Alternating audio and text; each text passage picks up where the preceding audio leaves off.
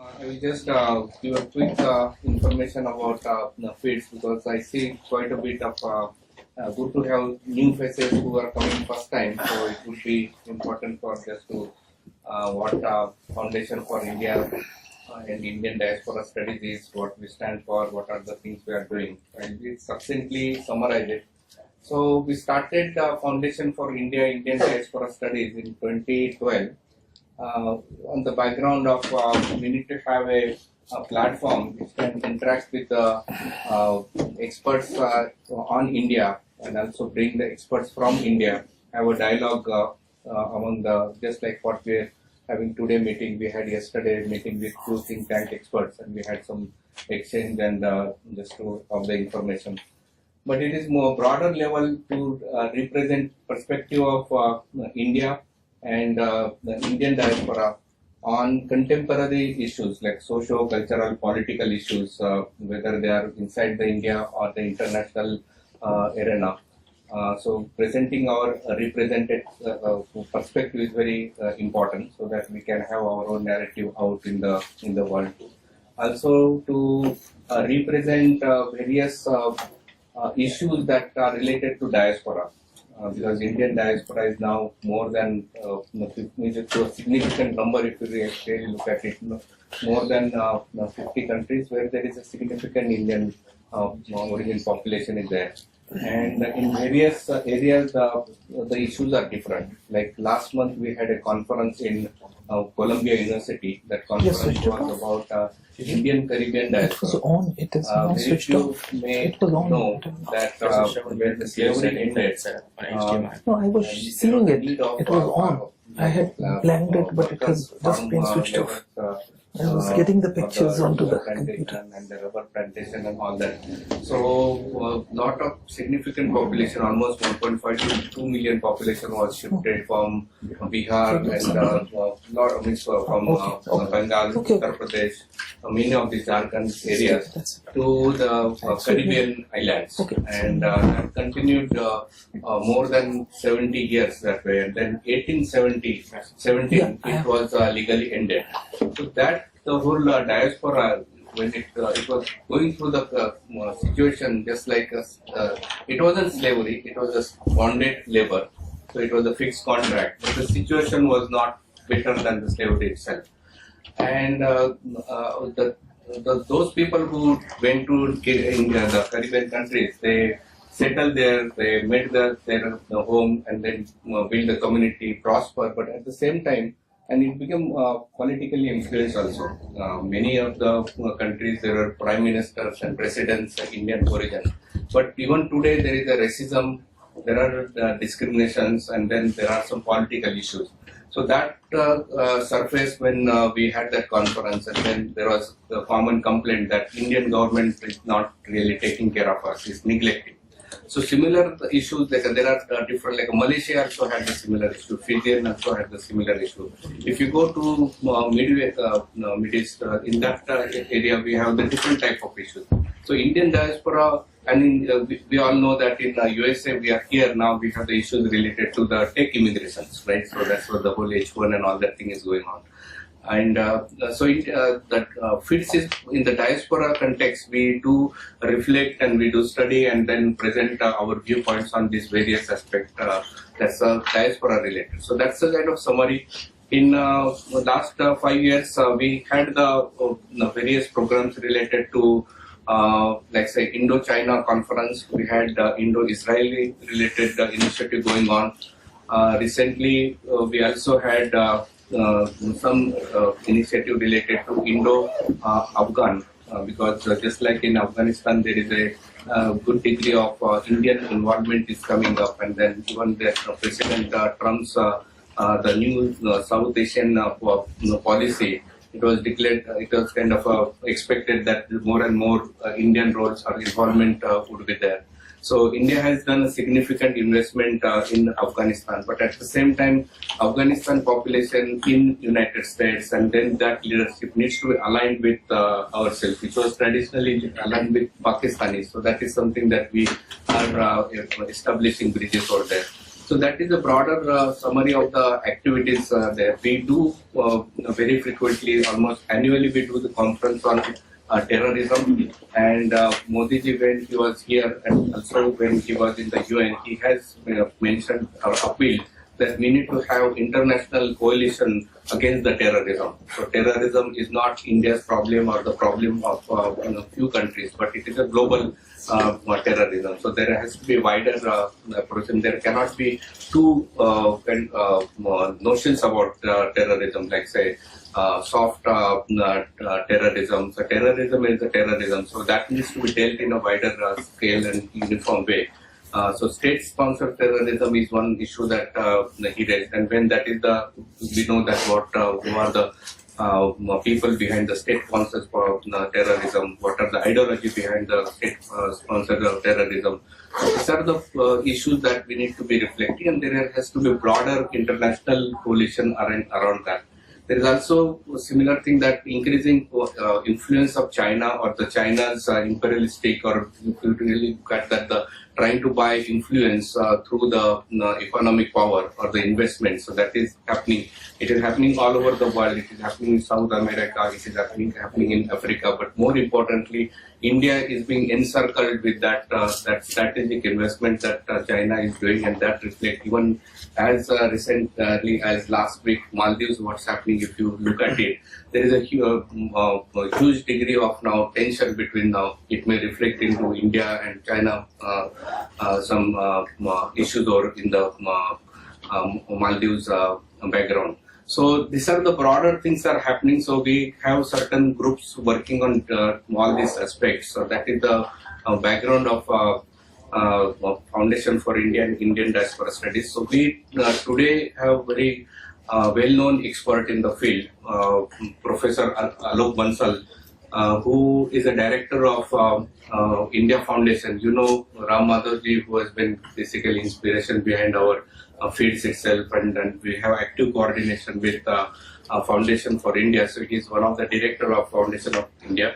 So Foundation of India has established one of the leading think tank in India, working on various aspects. One aspect is that it hosts counter-terrorism conference every year, Jaipur, and now probably it is going to be Gurgaon this year. They also have from last couple of years Indian Ocean Rim related conference, so bringing the countries which are around the Indian nation, Indian Ocean to last year it was a couple of years back it was in Singapore, but it was forming a broader alliance of the different countries. So that was another initiative. Then it also goes India Idea Conclave. So that is annual conference where the think tanks, leading think tanks and experts from India and all over the world they come. So that's the third initiative. And on ongoing basis, India Foundation engages the platform. And Alok Bansalji, his background is very impressive. He is coming from Navy. He was a captain there. He worked almost 32 years. Afterwards, he involved in various strategic initiatives and think tanks. He was 5 years. He worked in IDSA. IDSA is India's leading defense think tank. So he was there, and then later on, various strategic initiatives related to Afghanistan, Pakistan. He's involved. He wrote many books. One of them is on Balochistan and Pakistan. And one of the studies that he has is that how the different fault lines in Pakistan are surfacing, and also the terrorism. And he's very active. He's not just the observer, but he's also actively engaged into shaping the policies and the dialogue. So that's very good to have a person who is hands-on dealing with this aspect of it. We have Amar Mushfiqan. So he's all of us who are from the Virginia, Washington DC are familiar with his work, and he's one of the most, we can say, the brave soldier of leader of the Balochistan. movement because it's very few people can think about or talk about, and rarely people can come on for road or in front of the people and take a stand. And he has consistently taken that stance and he is not only the leader, but he is actually the very like a lead front and center of the movement. So he is every day, if you can look at, he has some activities going on various issues that he is very upfront, and he is a great friend of India. Just recently when this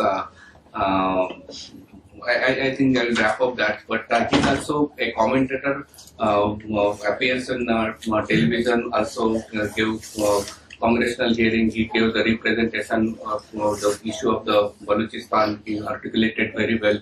He's a blogger, a journalist, so good to have Amar today on our platform. We have Shakti Munshi. Okay. So we'll have Shakti Munshi and we'll have Dr. Vijay Subjwal. We have two sessions, right? First session will be two speakers. We'll not have a probably gap, or rest of the time we'll decide. And then second session we'll have two speakers. The first session is much more international in nature. The second session is much more Kashmir focused session. And the first session we have Alokji and Amar, so they will be speaking mostly on the Pakistan, the terrorism background, the human rights violation, particularly Balochistan and others. Also on the background of the CPEC, which is the China's initiative, is in the investment. One is CPEC and another is water port, and how there are various implications of that. So this is a broader topic. So without taking more time, first thing that I would request Alokji to talk about, and then followed by Amar, and then we can have the questions. If you have questions for Parag, Shukla is here, so he can get the questions. But then it is up to him whether we want to directly ask the questions, or you can take the kind of a judgment based on how it goes. It's an honor to be here with you all, and the subject that I would be discussing is as Greenland, actually carrying a PowerPoint primarily because somebody said that a picture is worth 1,000 words. So certain pictures remain registered. I'm just talking about fault lines in Pakistan, and of course I'm humbled by the fact that I'm sitting next to an iconic figure, Amarji, and talking about fault lines in Pakistan, but I just wanted to show some pictures before actually I talk about. This actually depicts Pakistan. This is of course one picture. You can see something. This is in his place. These are all in last 1 year. Some pictures for you to see. This is Faizabad sit-in. This is between Rawalpindi and Islamabad, where actually the traffic was kept held on because certain people felt that the law minister of Pakistan should resign because he had actually maliciously inserted a clause whereby Ahmadiyas were required not to give an affidavit but just to make a declaration that they believe in the finality of the Prophet Muhammad. And why it was done, of course, we could take it on later, because there is a perception that the army chief of Pakistan today is actually a closeted Ahmadiyya, and that's where I think the battle was being fought between army and the political establishment. This is again a very interesting picture. This is actually a cricket match being played in Miramshah, which is the capital of North Waziristan Agency, where Zarb-e-Ad operation was going on. So what's important is it's a cricket match being played. You have an inset, DGI's PR, you can see that. But what is even more important is the backdrop. You have only two photos on that back screen. One is Muhammad Ali Jinnah and other is the army chief. So that actually shows where the power lies within Pakistan actually. That's what is a very, very clear instructive. It's a match being played in an agency which was trouble prone, and there are only two figures. That shows where it is. Of course, another thing is this is again a puritanical spirit of Pakistani regime. You can see what's happening. This is again another interesting thing. Today, since Pakistan was created for the Muslims of the subcontinent, the situation is such that even when you're praying, you have to have armed guards actually guarding you. Why? We'll come to it. I'll, I think, cover it in a little more things. These are just pictures to give you some idea. Now, this is again very interesting thing. This has been happening. You know what's happening. In fact, this is Ravita Megwar, who was kidnapped, but we have had past cases like Rinkal Kumari and issues like that which have been happening. Another picture. Radicalization. This gentleman was killed in campus within Peshawar University for alleged blasphemy. Now, this is again an issue. Why these pictures? Because these pictures actually tell a story by themselves, actually. And that's why I'm trying to project these pictures. This is, of course, the census, the elusive census which Pakistan finally had this year. Even then, the full figures have not been made public. You don't have census figures for Gilgit-Baltistan or Pakistan-occupied Jammu-Kashmir. You don't have the minorities figures and things like that. Census teams were attacked. You can see census teams being escorted by armed gunmen, and this is what it is. Having said this, Pakistan, right from its creation, has had certain fault lines. And to my mind, the fault lines, which I perceive, there may be more. I perceive 4 major fault lines. One is sectarianism, one is economic, third is ethnic, and fourth is Talibanization or radicalization. That's how I perceive it. They've all existed right from the time Pakistan came into being. All have their genesis in the two-nation theory. All are interrelated. Of course, sitting next to Ahmad, I won't be delving on all of them because I feel there are people who I can delve. But 1 or 2 of them I will probably cover. And one of them is, of course, the sectarianism. I think I need to say. Because when you create a nation state premised on the belief that Muslims of the subcontinent are a separate nation, the first logical question that comes to mind is who's a Muslim? And Pakistan was beset with this problem as early as 1953. As you know, in 1953, Pakistan had anti-Ahmadiyya riots and 2 serving majors of army were lynched to death. The city of Lahore was placed under martial law and Lieutenant General Azam Khan became the chief martial law administrator. Actually, Pakistan's tryst with military rule started with that martial law in Lahore. But for the purpose of my subject, what is important is that after that martial law was established, a judicial commission was constituted to decide whether Ahmadiyyas are Muslims or non-Muslims. And that commission was called Munir Kayani Commission. Justice Munir and Justice Kayani, 2 judges headed it. In fact, Justice Munir subsequently became the Chief Justice of Pakistan and came the infamous doctrine of necessity which justified military coups. But in this particular judgment, the commission sat for over 300 days and gave a fantastic judgment which is called Munir Kayani Commission report. It's available online. Anybody who's interested in Pakistan must read it. It says that we interviewed 23 sets of ulema and we asked, who is a Muslim? And he says, if we accept the definition as given by one set of ulema, we'll have to declare all other 22, including ourselves, as non-Muslims. Since there is no unanimity on who is a Muslim, this commission is not in a position to decide whether Ahmadiyas are Muslims or non-Muslims. And it remained like that. But post-71, the sectarian fault lines in Pakistan exacerbated.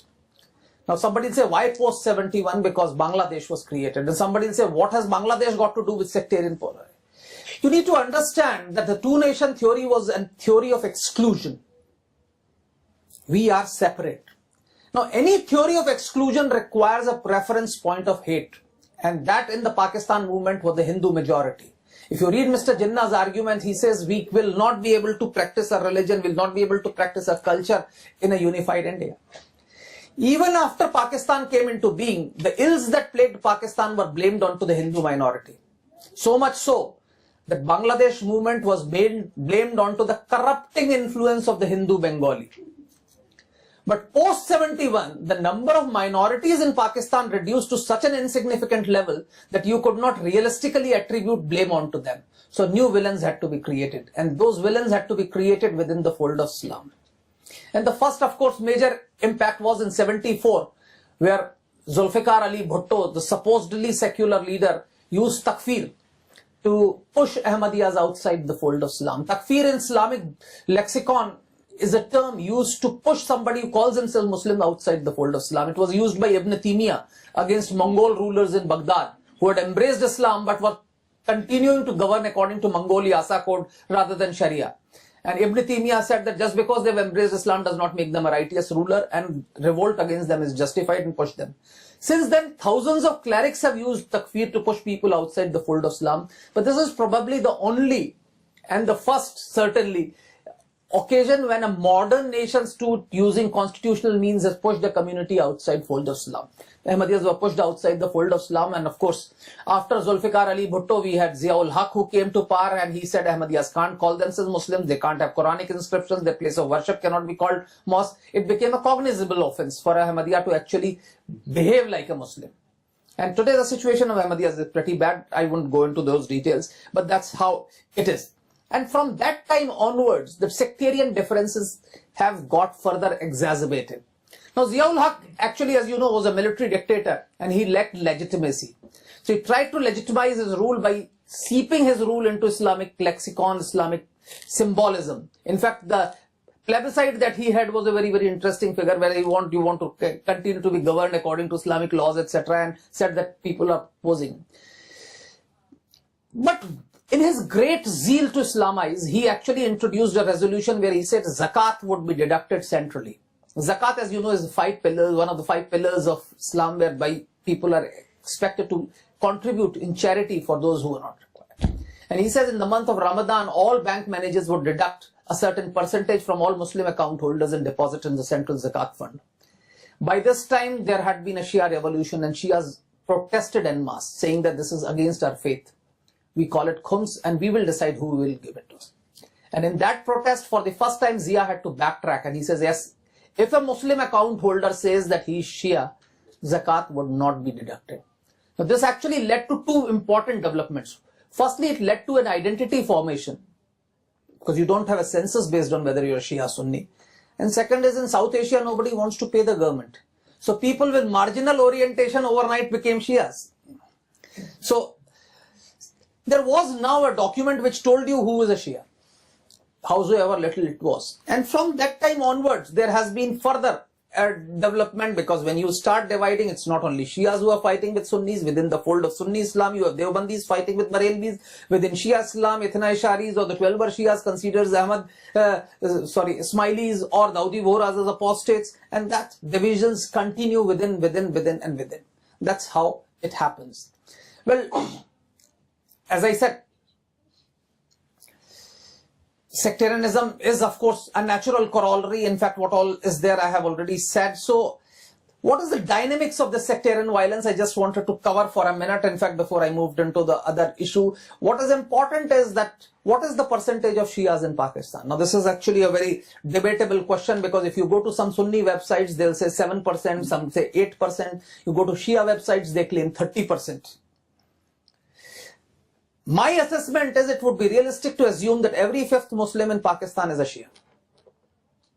And Shias are socio-economically better off. Muhammad Ali Jinnah, who many people in India said he did not believe in religion, he was secular and all those things, incidentally was born as Ismaili, converted to 12 Shia or Ithna Ishari. That is, from Ismaili faith he converted to 12 Shia faith. And this is because his will was contested. It's a court's judgment which I am telling you. I'm not trying to create a statement out of the blue moon. So he was a 12 Shia. His successor Khwaja Nazimuddin was a Shia. Muhammad Ali was a Shia. First president of Pakistan, General Iskandar Mirza, was a Shia. And when Ayub Khan captured power, his commander-in-chief General Musa Khan was Shia. His successor General Yahya Khan was Shia. Zulfikar Ali Bhutto was Shia. Benazir Bhutto was Shia. And so is Asif Ali Zardari. So Shias have had disproportionately larger share of political power. In fact, in the last regime, not only Asif Ali Zardari was a Shia, Senate chairperson as well as National Assembly speaker, both were Shias. So that has been the case. So Shias are also, many of the top doctors, top lawyers, top media personalities are Shias. So what happens is the Sunni sectarian outfits generally target those Shias who, because of their eminence, are known to be Shias. So if you are a bar association president, everybody knows that you are a Shia. If you are a top ophthalmologist of Lahore, everybody knows that you are a Shia. So top ophthalmologist of Lahore was shot dead when he had gone to drop his son to the school. Bar association president of Karachi was shot dead when he had actually going there. So those people are dead. And when these targeted individuals are taken to hospitals or graveyards, that place have also been targeted under the premise that the atmosphere would be so surcharged that the people accompanying them would belong to their faith, because in that charged atmosphere, people cutting across sectarian divide would not like to accompany them. The third target has been religious places, of course, which is the first target that you go to target Shia Imam Badas, you target Shia procession. Shias take out distinctive processions, Ashura procession, Chelham procession, Imam Ali's, Imam Hussein's Chelham processions, etc. They have been targeted. Similarly, Shias also go for ziyarat. In Shia Islam, it is as important, if not more, to go for Hajj as is to go for ziyarat to Karbala and Najaf. In fact, the clay of Karbala is supposed to be the ultimate salvation as far as Shia Muslim is concerned. So large number of Shias from Pakistan go to Iraq. Not everybody goes by flight. A large number of them go over land. They go by buses, they cross over to Iran, and these buses have actually been attacked by terrorists and have been targeted. The Shia retaliation, on the other hand, has been restricted. It's been generally restricted to those outfits which are espousing hate against them. And that's been the case. This is by and large the consensus. There are certain exceptions. For paucity of time, I wouldn't go into that. One is Hazaras, which is actually a community which is Mongoloid and lives in a central part of Afghanistan in Hazarzat. Large number of them have migrated to Quetta. About 5 lakh Hazaras live in Quetta city in two distinctive localities, Alamdar Road and Hazara Town. And they have been targeted on and off because unlike an ordinary Pakistani, you can identify who's a Hazara, and Hazaras are Shia. So they have been targeted, you identify in Shia.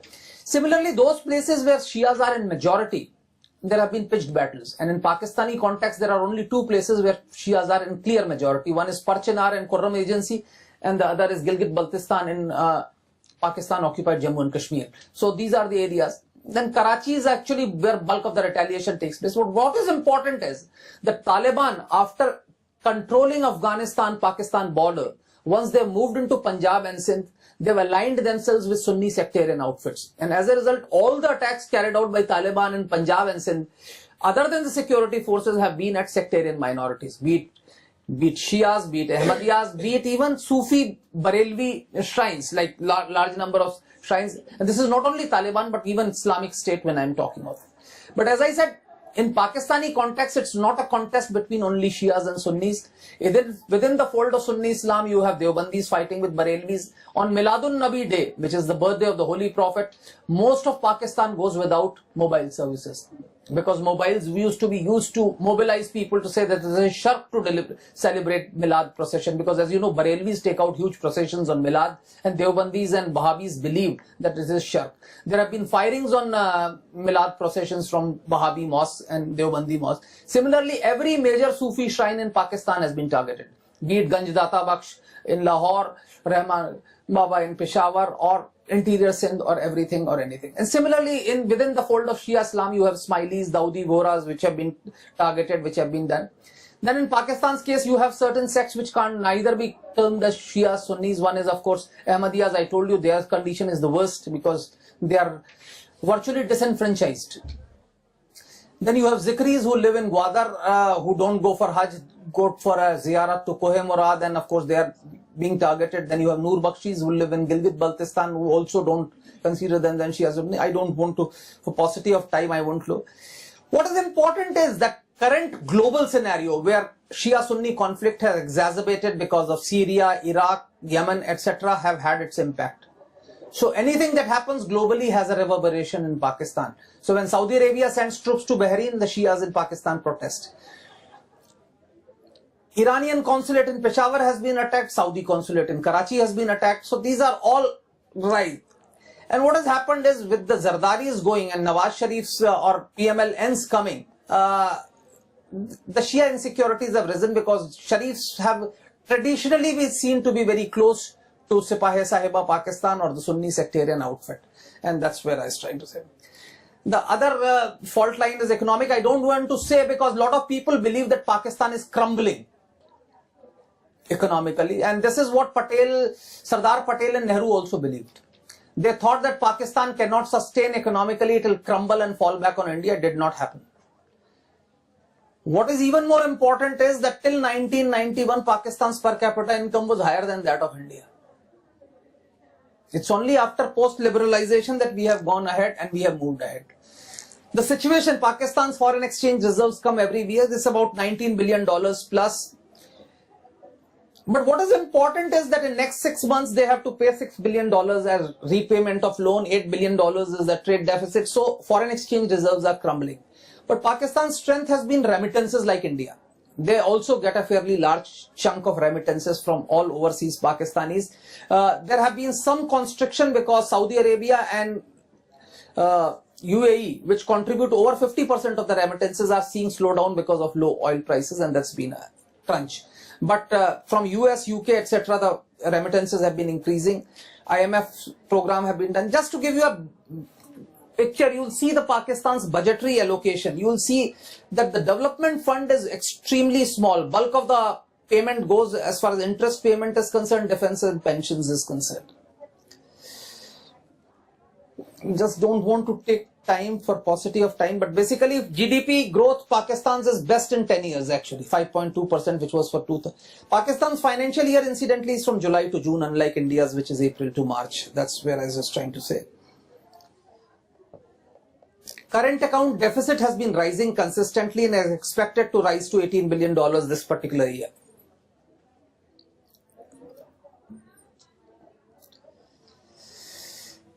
Finally, Pakistan is banking on China-Pakistan economic corridor, which is passing through Pakistan. $56 billion have been committed. The recent report says that China will invest over $100 billion.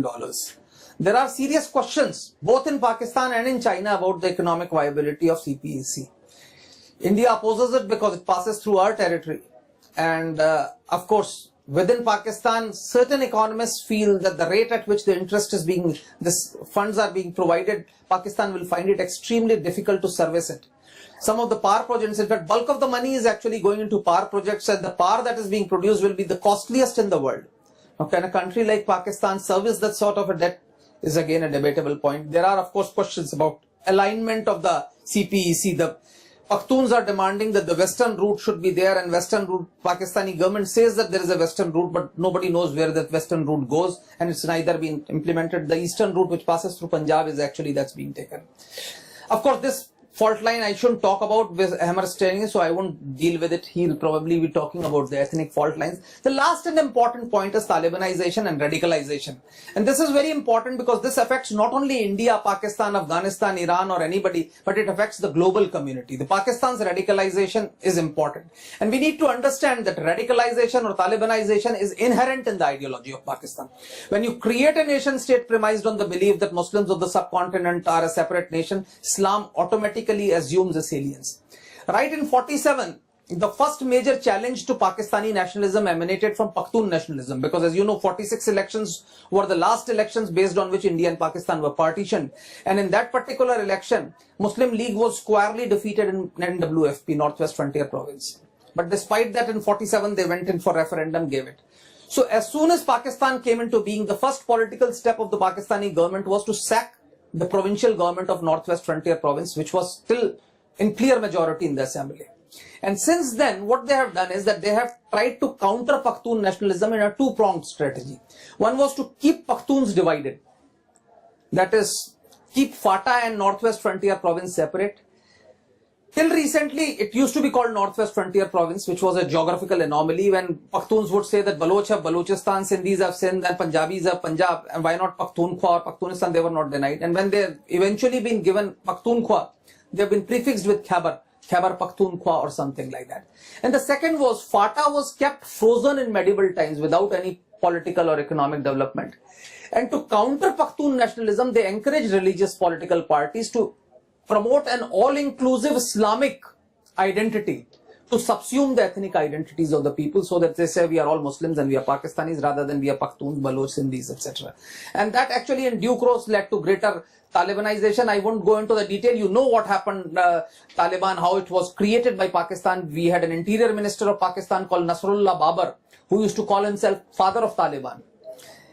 Then we had 9/11, and of course, when the US attacked, the mid-level leadership of Taliban was housed by Pakistani security establishment in South Waziristan. And this was with an intention that they wanted to use it in Kabul to establish a government which is favorably inclined towards that once the US and the Western world moves out.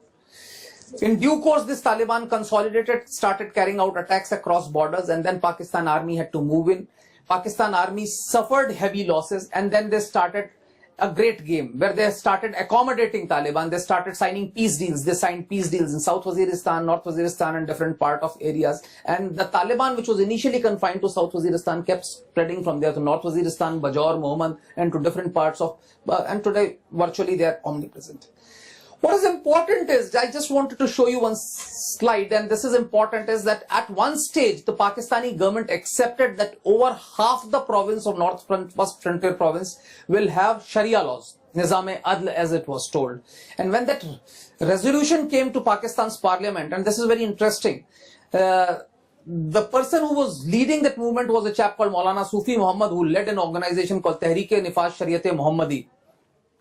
His spokesperson said even holy prophets had no authority to make religious laws or amend them. Then how can the National Assembly do it? If members of the National Assembly oppose the judicial system of Shariat-e-Muhammadi, they will enter the category of non-Muslims and Pakistan will become Darul Harab. To which Fazlullah, who is now the TTP head, he is his son-in-law at that time, his spokesperson said, those opposing the Nizam-e-Adl would be declared Murtad or apostate. Then he or she should contest elections on minority seat if he or she remains alive. The result was every parliamentary resolution is usually debated. No debate, no select committee, it was passed the same day. And Zardari, who was flying to Japan same day, he was the president and made it into a law. And that actually set the alarm bells ringing.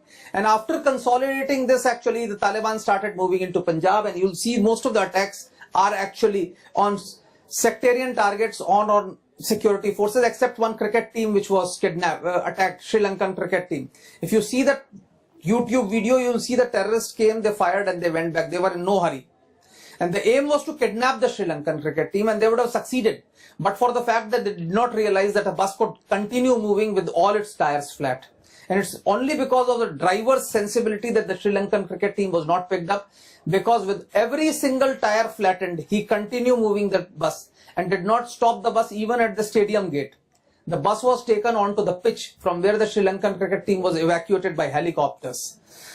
Aim was to actually exchange him for certain terrorists. I won't go into the details. Consequently, Pakistan's army started with various military operations. All these military operations had one thing very common. They started with aerial bombing and artillery firing, leading to huge collateral damage. In fact, in the first operation in Swat Valley called Operation Raheras, 3.5 million people were displaced. Now, what happens is when you displace that sort of a people and don't make any arrangements for them, these people are disillusioned, disgruntled, and then they become ready fodder for the terrorists who are actually trying to exploit them, and that's been happening. And Rahe Rast was followed by Rahe Najat and Zarb-e-Adl, which I talked of. Incidentally, Zarb-e-Adl started on 15 June 2014. The ground troops moved only on 30th June. So for first 15 days, it was actually relentless aerial bombing and artillery firing. And what is more important is that the North Waziristan agency where this operation was launched, its population was believed to be around 9.5 lakhs when the operation was launched. Eventually, the internally displaced people were over 1 million. So firstly, their census figures were wrong. And secondly, every individual in that agency had been asked to move out. That was the level of thing. And when we talk of Iraq, etc., these are some of the pictures I thought I just want to tell you. Just 2-3 more times, I think I'm overshooting. When we talk of Pakistan's radicalization, this event will go as a significant pointer. This is Salman Taseer's assassination. He was the governor of Punjab. He was assassinated by his bodyguard. Now, a lot of political leaders have been assassinated by bodyguards. But what is important is that this gentleman who you see in the closet is Mumtaz Qadri. He loaded one magazine, emptied one magazine, loaded another magazine, emptied another magazine. There were 23 other bodyguards. Not one of them took one step either to incapacitate him or to protect Salman Taseer, thereby indicating that everybody was in agreement with what him. Now it has actually come out that he had already told others, I'm going to kill him. He was apprehended and taken to court, and this picture is of that time. You can see that he has been showered with rose petals. This is an instant reaction. But this shows the level of radicalization. The advocates, lawyers did not know that he will come. But the moment they know that he has come after killing that chap, they are showering him with rose petals. By the time he was taken, a Facebook page had come supporting him with thousands of hits. When he was in lockup, his CDs were created on Naats as religious CDs and were circulated. No cleric was ready to perform last rites of Salman Taseer. Pakistan People's Party had to ask a party member to perform last rites for him and then ask him to leave country. When supporters of Salman Taseer, the day after his assassination, wanted to have a candlelight vigil for him in Lahore, hardly 100 people turned up. The next day, Jamaat-e-Islami took out a procession in support of the assassin, and 25,000 people turned up. Actually, this event shattered the myth that Pakistan has a moderate majority, because when I go for track 2 dialogue, the Pakistanis say we have a vocal minority which is radical and it's a moderate majority. There was no, people were unwilling to go on to a TV program and talk on this issue. When Fatiha was being read for Salman Taseer in parliament, the religious political parties members refused to get up. By that point of time, Pakistan's judiciary had become hyperactive. There was a Justice Iftikhar Chaudhary, and he had started taking suo moto notice. He would talk suo moto notice of how Indian TV channels were corrupting the Pakistani mind. But on this particular issue, he was quiet. Army, which has a viewpoint on everything, also kept quiet. ISPR at one stage had said that we have a point of view as far as MFN status to India is concerned. But on this assassination, they never opened their gob. Eventually, after 2 years, when anti-terrorism court sentenced this assassin to death, the judge's chamber was ransacked by lawyers. Judge had to run and take shelter with Chief Justice. Chief Justice told him take leave. He took leave and has now left Pakistan. Eventually, of course, he's been assassinated. This also broke the myth that Barelvis are moderates, because the assassin was Barelvi, the whole support for him was Barelvis. And this also told you that there is a huge radicalization of armed forces, and that's one of the reasons why armed forces could not take a stand. I just wanted to show you a picture. This is actually a week after the assassin was hanged. You can see the support for the assassin.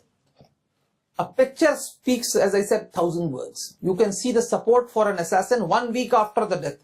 They are having support for him. When I went to Lahore, I was actually startled to see this sort of open exhortation for jihad. This is behind an auto rickshaw. Another manifestation of Pakistan's radicalization is this. Pakistan is one of the 5 countries afflicted by polio worldwide today, WHO list. And this is because radical clerics have said that oral polio vaccine is un-Islamic. It's a conspiracy by the Western world against the Islamic world. As a result, every oral lady health worker has to be escorted by 2 armed gunmen, because these lady health workers have been shot dead. And this is not one-off pictures. I can show you the next year's picture. You can see the next to next year's picture. You can see the next to next year's picture. And you can see all pictures. Everywhere there is an armed gunman with the person who is actually, and this is from Pakistani media. I'm not fabricating them or creating them. And this takes me to radicalization of armed forces, because as Stephen Cohen said, all states have armies, but in Pakistan's case, it's an army that's got a state. So radicalization of Pakistan army is actually a very, very significant factor, and we have seen as early as 2005, 6 officers of the rank of colonel equivalent in army and air force actually refused to fight in South Waziristan and were court-martialed. And you would all appreciate, having been in I have been in armed forces, I can tell you that if 6 officers had the guts to openly say so that they will not fight, there will be 600 others who would have been sympathetic to the cause but would not have had the guts to say so. Every single attack on security forces, there has been an insider who's colluded. The first attack on Parvez Musharraf, the chap who pressed the trigger, was an Air Force personnel. In third attack on Musharraf's life, 100 Air Force personnel were convicted. I'm not talking of accused. 100 Air Force personnel were convicted, including 3 who were sentenced to death. One of them was a gentleman called Adnan Rashid, who stayed for some years in the jail. And then one fine day, Taliban said enough is enough. They descended from the high hills, broke open the jail and released every prisoner, including Adnan Rashid, and took him away. And then he became their spokesperson. And then when Pakistani government wanted to negotiate with them, they said Adnan Rashid will negotiate from our side. And Pakistani government did not know how to negotiate with somebody who's been sentenced to death. So that is how it is actually. There have been large number of officers and men from Pakistan's armed forces who have resigned to join radical outfits, Lashkar-e-Toiba, Taliban, etc. There was an attack on naval air station called PNS Mehran, where, okay, just 3 minutes more, okay. So there was an attack on PNS Mehran, naval air station, where when the attack took place, the TTP spokesperson said 17 Fidain have gone in to attain Shahadat. For 16 hours, they held naval commandos, army commandos, police commandos at bay. And when the debris was initially cleared, there were only 3 bodies. One chap, they said, escaped. What happened to 13 others? They put on the uniform and joined the other side. Because you didn't know who was fighting on which side once they were fighting inside. The fact is there were 12 P-3C Orions parked there, out of which 3 had undergone extensive modernization costing billions of dollars. From 200 yards, they fired mortars and destroyed 2 out of those 3 modified P-3C Orions. And I can tell you, after 32 years in Navy, I would not be able to tell you which is a modified Orion and which is not. Somebody who has not even seen sea from Fatah or Waziristan, for him it was not possible. It's somebody who was inside. One Brigadier Ali Khan was arrested for links with Hizb-ut-Tahrir. Now, Hizb-ut-Tahrir is not actually a militant organization, but it's a pan-Islamic organization. Anybody who believes in Hizb-ut-Tahrir does not believe in Pakistan, Afghanistan, Iran, etc. It believes in global Islamic Ummah. So he's already been subverted.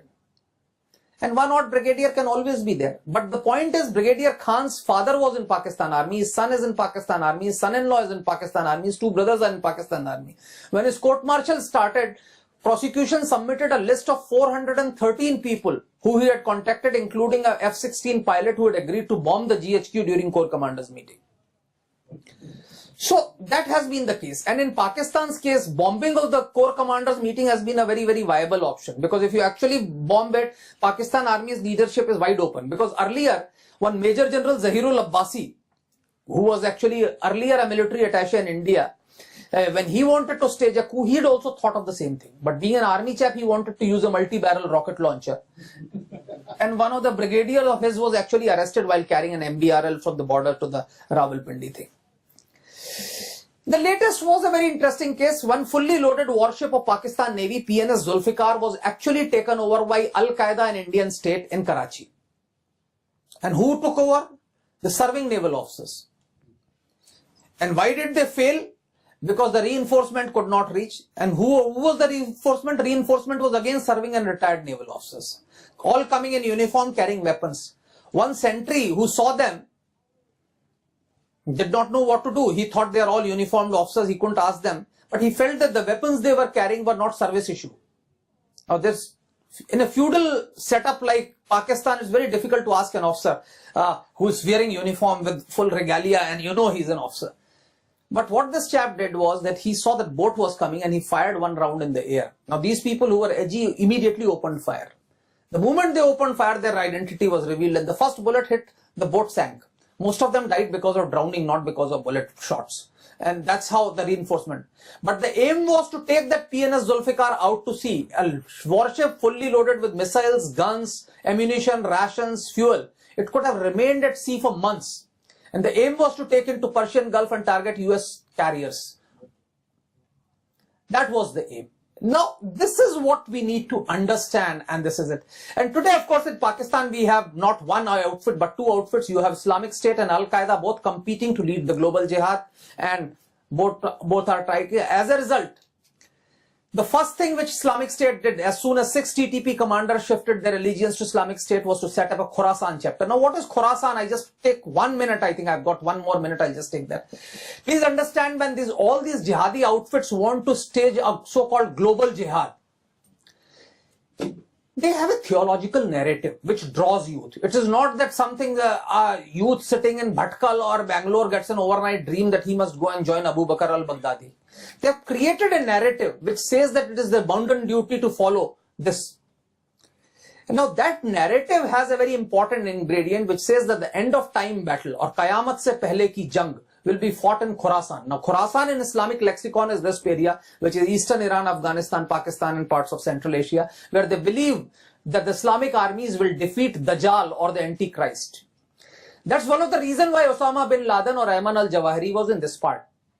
They could have fought in Arab, they could have fought in Yemen, they could have fought in Egypt, they could have fought in Saudi Arabia. They came to FPAC because they want to fight in Khorasan. So that is the significance of Khorasan. Now you can say it's a mythical thing because the hadith after that says that after victory in Khorasan, there will be Ghazwa-e-Hind or battle for India. And when the forces flying black flag emanate from here, Imam Mahdi would come out of occultation and a global Islamic emirate would be created. Now you can say it's a mythical narrative, but they believe in it and they're willing to die for it. So that's what we need to understand. So that's where Khorasan is important. And ever since Islamic State has come, there has been a competition between Al-Qaeda and Islamic State. And that's why Ayman al-Zawahiri came out and said that AQIS has been created. And thereafter, there were 2 major spectacular attacks. One was this PNS Zulfikar, the other was an attack in Wagah border, Now, if anybody has been to India and have been to Wagah, you would see what sort of ceremony goes on. When the ceremony goes on, after the ceremony finishes, people walk towards the border, they can shake hands with each other. This suicide bomber sat through the ceremony. If he would have blown himself, he would have killed far more people. He didn't want to. He sat through the ceremony, and thereafter, when we started walking towards the border, he started walking. He crossed 2 checkpoints, a third checkpoint, unfortunately, he had to blow himself. Something must have gone wrong. But the aim was to come to the border and blow himself so that one blast casualties in both the countries. So that is how it is. I just wind up. I'm sorry, I overshot my time. These are what I talked about, the fault lines. What are the implications, etc. We can discuss it subsequently. Sorry, over to